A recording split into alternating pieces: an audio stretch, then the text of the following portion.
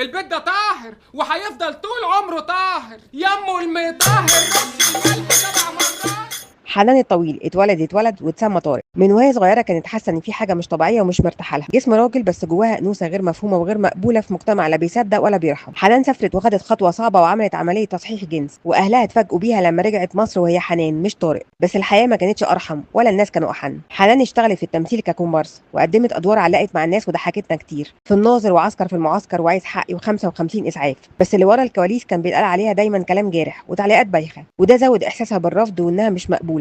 فابتدت تتجنب الناس ودخلت في عزله، واتقال انها كانت بتعاني من اكتئاب وانها دخلت مستشفى تتعالج فيها نفسيا. حتى اتقال ان اهلها رفضوا يستلموا الجثمان بتاعها لما ماتت، وكلام كتير واشاعات ما فيهاش اي حاجه متوثقه ولا من مصدر رسمي ولا حتى كان في تصريحات من اهلها، والحقيقه الكامله ما حدش عرفها. وماتت فجاه سنه 2004 عندها 38 سنه، وبرده ناس قالت ازمه قلبيه وناس تانية قالت جرعه كهربائيه زايده في المستشفى. حنان الطويل كانت اول ممثله مصريه تعلن تحولها الجنسي، وسواء اختلفنا معاها او اتفقنا لازم نعترف ان اللي حصل لها من التنمر والرفض والاضطهاد هو ظلم، وانها كانت تستحق تعيش بسلام زيها زي اي بني ادم.